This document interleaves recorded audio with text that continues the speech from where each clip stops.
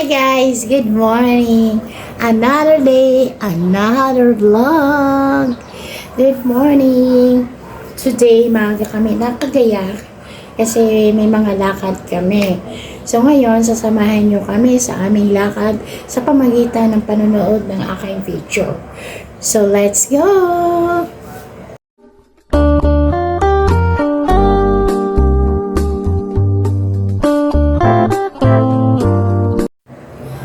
So, check muna natin kung okay na yung ating face powder. Yan. Ang gamit ko po ay Maybelline.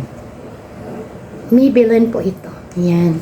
So, ngayon, pupunta kami sa Lipa and then pupunta kami sa aming work. So, ngayon ninyo malalaman ano ang work namin. Or, nasabi ko na naman dati sa mga bagong viewers ko, malalaman nyo ano ba ang work namin. So, papakita ko. Baka pag may pakita ko kung anong work namin, baka isa sa inyo interesado din na magpagawa. Ayun. Ano kaya yun? Ano? So, let's go. Alis na kami. Siyempre, kasama ko, always, my love. Kami lang naman pong dalawa. Palagi work, activities, banding, etc. Ayun, kami lang always two magkakasama. So, tara, let's. Kasi late na. Go! Alis na tayo. Let's go! So, bababa na kami. Alis na ako. Siyempre, magpapalam ako sa akin. The only one baby cat. Napatay ko ng electric fan, ilaw. Hi, Tachi! Alis na. Yes! At Daddy Lem. Ano? Bakit blurred? Ayun. Tachi! Si Tachi po ay Persian. Tachi! Alis na Mami Ness at Daddy Lem. Going work. Bye! See you later, baby. Love, love.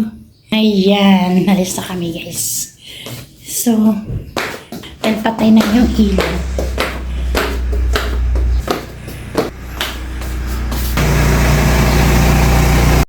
Good morning ulit! On the road na kami. Hi, love! Hello! Good morning! So guys, palipa kami. Hindi kami dadaan sa part ng San Jose, Batangas. Kasi madalas kami dadaan sa Startol. Today, sa San Jose, Batangas tayo. Kasi may dadaan na kami sa gasolinahan station, magpagasolina. Ang taas ng araw. Ang taas ng araw, oh. Diversion road ulit ito, guys. Bago pa San Jose. Ang taas ng araw. Hindi ba? Ang taas ng araw, guys. Ang taas. So, San Jose tayo dadaan. Pasilip ko sa inyo yung daan. San Jose. Dati po, yan yung madalas dinadaanan or karamihan. Wait lang, ganito ako kasi ang taas ang ilaw. Karamihan, yan dumadaan bus, truck, private car. Nung wala pa pong Startol going to Lipa, Maynila. So dito po dumadaan kami sa part ng San Jose. So mamaya-maya makikita nyo yung lugar ng San Jose area. So as of now, we are here at Diversion Road, Batangas / San Pascual area. Yan, taas ng araw. Daming mga motor. Kasi ngayon po ay rush hour going to work. Today is 6:20 a.m. Taas talaga ng araw, grabe siya. Mga motor karamihan, bumabiyahe. Wala pang mga truck kasi may time sila bago sila makadaan dito sa Diversion Road. Private vehicle pa lang matatanaw natin.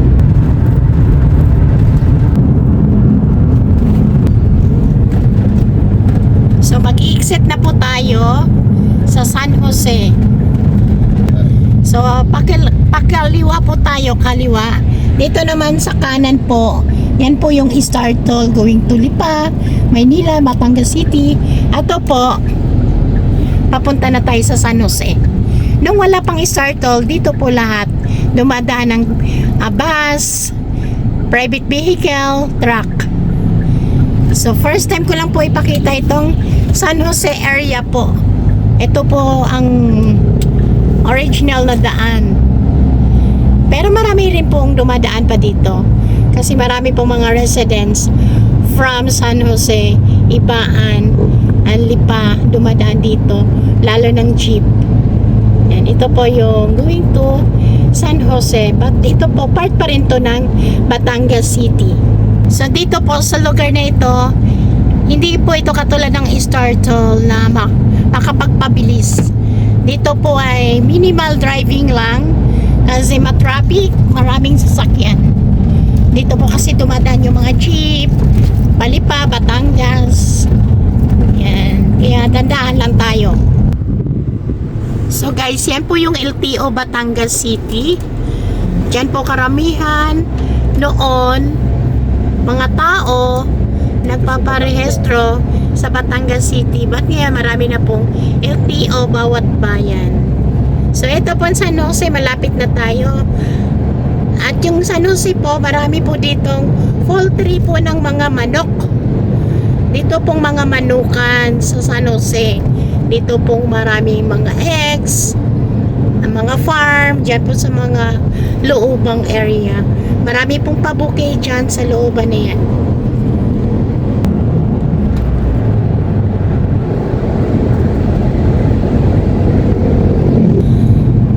San Jose, Batangas. Yan, yan po yung arco.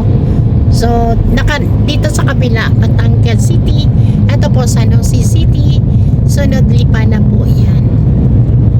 Ito po yung San Jose, bayan ng San Jose area. Babahayan po ang Tagiliran.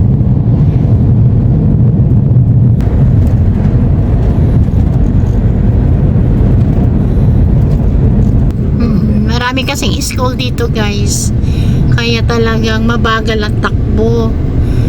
I think 3 eskwelahan na along the highway ng San Jose ay matraffic talaga pag ganitong rush hour.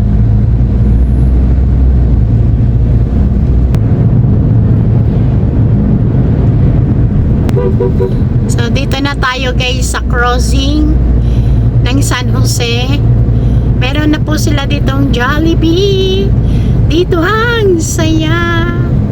Crossing na po ito. So, yun. Lagi pong stop and go.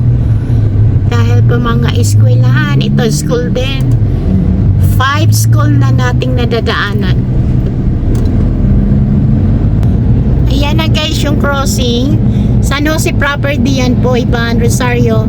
Lipa na po tayong kasunod nito, Lipa. Ayan po, ayan. Yung papasok na motor. Yan po ang bayan ng San Jose.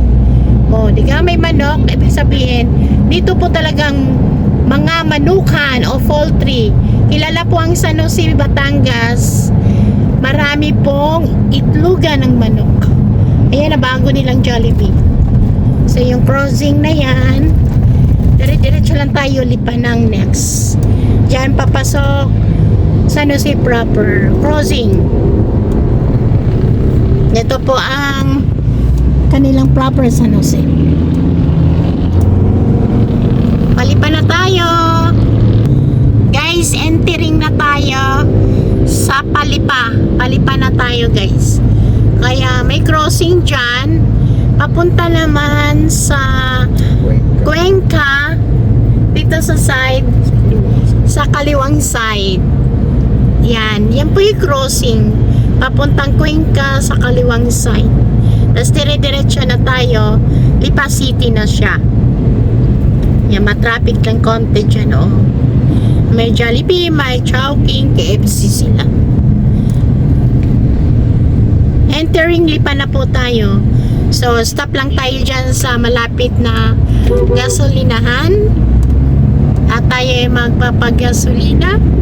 Lipa na to guys, Lipa. Lipa area na ito, pero hindi ito yung as sa bayan mismo. Interior lang po ito, part ng Lipa. So, stop tayo dyan sa Petron ba yun, Lam? Petron sa airbase.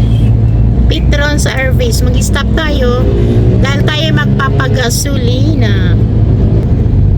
Welcome to the city of Lipa.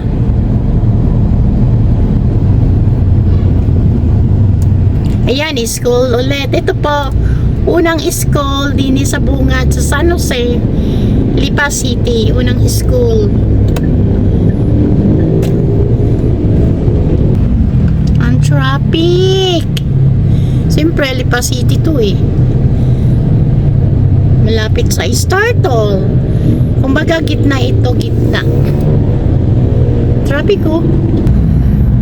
Yan naman po ang airbase ng Lipa. Ay, nakita niyo yung mapuno. Airbase ng Lipa, yan po yan.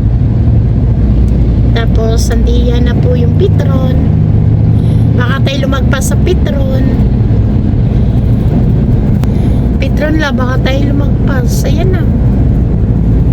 Yan, ito na ang Petron. Magpapagasolina lang tayo, guys. Petron ng Lipa. Tapat po ito ng Arvis. A few moments later. Hi guys! Welcome ulit! Nag-stop lang po kami dito saglit. Kanina po nagpagasolina kami dito sa Petron. Petron po ng Lipa.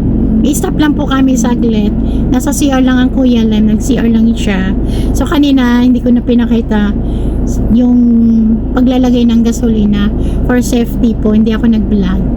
So ngayon, papunta na kami sa working area namin. Dito lang din po ito sa Lipa. Kung alam po ninyo yung Summit Point na subdivision, yun doon po kami pupunta mamaya. So, pakita po namin sa inyo kung gaano kalaki yung tinatayo namin ng bahay doon sa client. Okay, kung gusto po ninyo magpagawa din po ng bahay at magpa-renovate, kontakin po ninyo ako. Meron po kayong gustong design ng bahay ninyo ipapagawa, pwede po. At kung gusto po ninyong kami mag-design, pwede rin po kasi meron po kaming mga magdi-design. Meron pong designer sa office.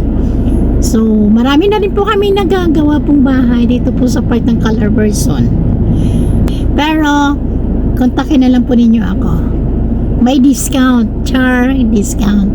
Ayan, maya-maya lang po, guys.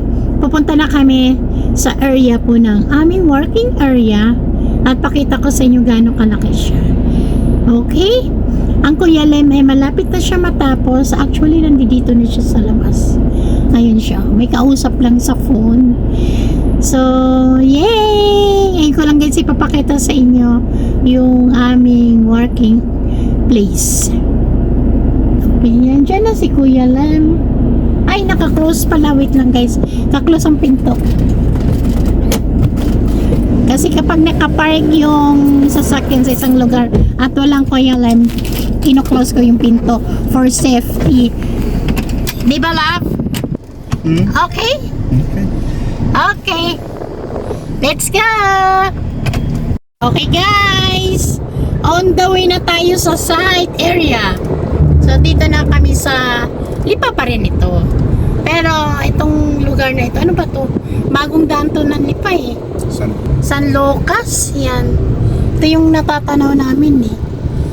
Hindi kasi ako masyadong familiar guys dito sa Lipa eh. Basta ito yung Lipa City pa rin. Ayan guys. Nasa stoplight tayo. Sa kanan, papunta po itong Lipa City proper. Yan, madadaanan yung Robinson, SM, SNR, at iba pa. Ito naman, papuntang Malvar, Tanawan. Tapos yung pupunta namin, dito lang sa Bungan, Summit Point, sa site area. So, ilang minutes lang, makakarating na tayo sa areang aming pinagtatrabahuan. Di ba, Lam? Anong masasabi mo? Yeah, matraffic ba? Medyo matraffic. Rush hour eh. Traffic. So, papasok na tayo sa Eskinita. Dito po ang daan papuntang Summit. Guys, nag-stop lang kami. Bibili tayo ng tinapay. Nag-stop lang kami. pasalubong sa ating worker. Bili kuya! Hi ate! Ano pong bago dito? Bago lang? Opo. Pahingi ate ng 100. Ito po. Ano ba to? Butche? Sige po, yan po, 100. Ay, pwede ating Bicho. Sige te. 100. May libre ba? Pasalubong sa ating worker. Para masaya naman snacks nila. 100 pesos. Thank you te. Thank you. Bili na ako ng bread. Ano po? Pasalubong sa worker.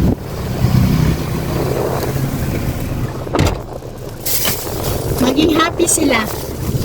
Ang merienda nila mamaya. Diba? May bread sila. Labi ko na magkakot. Merienda nila mamaya. Minsan lang naman. So guys, tayo papasok na ngayon sa Summit Point. Ito guys, yung daan papuntang Summit. So, I think kasya na to kasi 100 pesos. Ilan sila doon lang? 15? 13? So, Tagalawa, pwede na. Kulang-kulang. Oh, edi, share na lang sila. So, papasok na tayo din sa may Summit Subdivision. So, guys, Summit Subdivision. Summit Point. Ito yung first gate. Dalawang gate to guys bago ka makapunta mismo sa looban.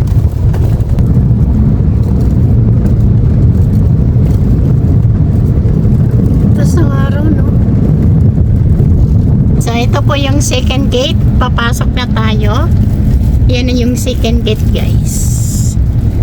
So, ito po yung loob ng Summit Point. Mga tricycle na yan, mga worker din nila dito. So, ito po yung subdivision. Guys, nakikita ninyo yan.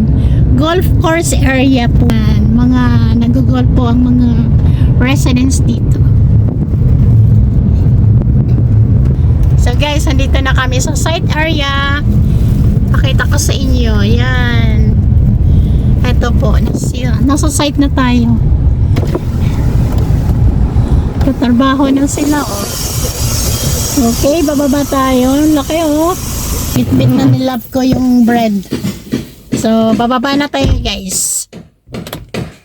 Nagpupok-pok na sila. Ayan na. Ito yung bungalow lang to, guys. Pero, pahabang bungalow. Summit Point po ito, subdivision. Kapag yung inyong lugar wala sa subdivision, pwede po kahit saan sa lupa ninyong paggagawa ng bahay. Ayan, pahaba itong malaki. Si Foreman nasaan? Ayan, may bread pang pasalubong eh. Red po ang uniform nila rito. Dapat may uniform.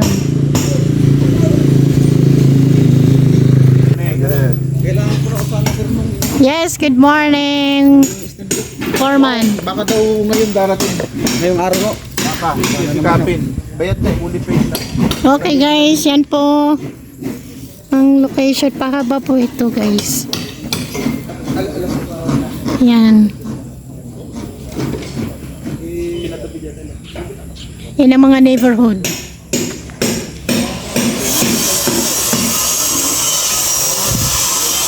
Hindi lang guys ako makapunta roon dahil mahulugan tayo. Wala tayong hair hat. Yan.